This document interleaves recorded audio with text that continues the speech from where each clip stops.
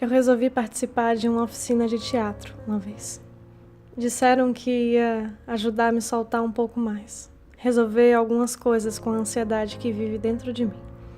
A moça que conduzia a atividade pediu para que todo mundo formasse duplas e perguntasse ao outro o que o motivava a estar ali naquele dia.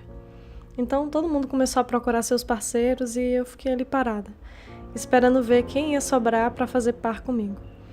Então, depois de alguns segundos, eu olhei para o lado e lá estava, um garoto de 7 anos, chamado Enzo. Enzo estava naquela oficina porque a mãe dele o obrigou. Disse que seria bom para o seu déficit de atenção. Ele sentava na cadeira e fingia que tinha um volante imaginário em suas mãos. Era o carro mais veloz da sala. Enzo fazia algumas piadas minimamente engraçadas sobre eu estar perdendo a corrida. E eu imaginava, na minha cabeça, eu começando a rir das suas piadas, com mais vontade do que eu deveria estar rindo, porque eu acho que as outras duplas iam olhar e sentir inveja do quão divertida estava a nossa conversa. Mas ao invés de brincar com isso, eu virei para ele e perguntei: "Então, por que você está aqui?"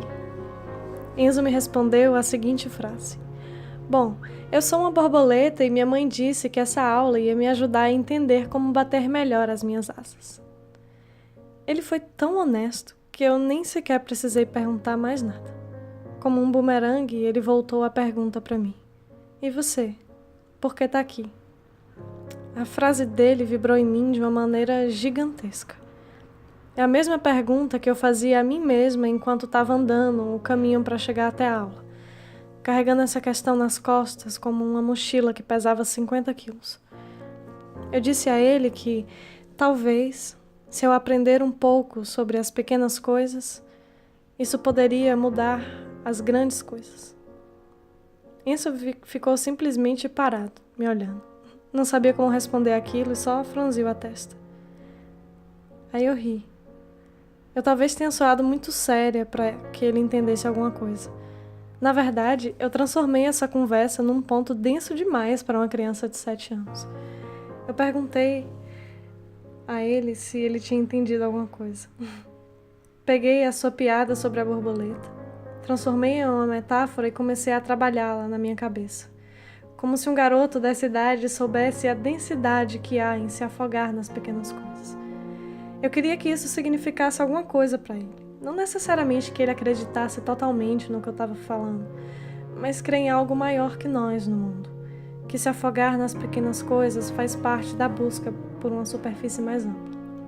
A teoria do caos diz que uma ideia minúscula pode mudar grandes coisas. O efeito borboleta. Eu ouvi essa história uma vez. Ela me diz que o simples bater de asas de uma borboleta pode causar um tornado do outro lado do mundo. Eu e Enzo estávamos sentados e conversamos olhando um para o outro por uns 15 minutos, estabelecendo um sistema onde nós acreditávamos que se nós continuássemos a nos mover, nós conseguiríamos mudar qualquer coisa no mundo. Bastava nós apontarmos as nossas asas para o horizonte e batê-las o mais forte que conseguíssemos. Eu contei a Enzo que eu gostava de escrever. Então, ele tirou um caderno de dentro da sua mochila.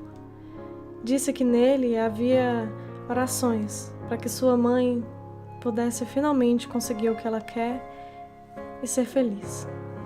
Ele torcia para que ela continuasse a bater as asas, assim como eu. Antes de morrer, o meu avô me disse que fazia preces para que eu nunca parasse de me mover, de bater as minhas asas. E eu decidi que eu realmente nunca vou parar.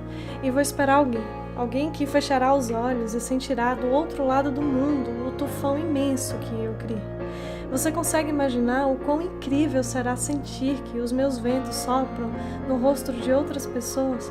Você consegue imaginar que quando você chega ao ponto de sentir a brisa mais forte do mundo e você fecha os olhos, aquele vento foi causado pela menor borboleta que bateu as suas asas em outro continente muito distante de você e que sua energia foi ficando cada vez mais forte, mais forte, mais forte, mais forte, até virar um tornado?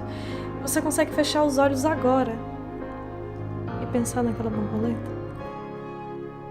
O que as asas dela te dizem? Então, depois que eu contei tudo isso, Enzo me disse que achou o efeito borboleta muito legal. Ele me disse que de agora em diante vai dizer a todo mundo que ele é uma borboleta. Imagina só, um garoto de 7 anos, andando por aí conversando sobre orações, e ventos, e tornados, e a teoria do caos e o efeito borboleta. Imagine como todos vão olhar estranho quando ele disser que vai mudar o mundo. Eu quero que você imagine agora o quão chocado essas pessoas ficarão quando ele realmente mudar.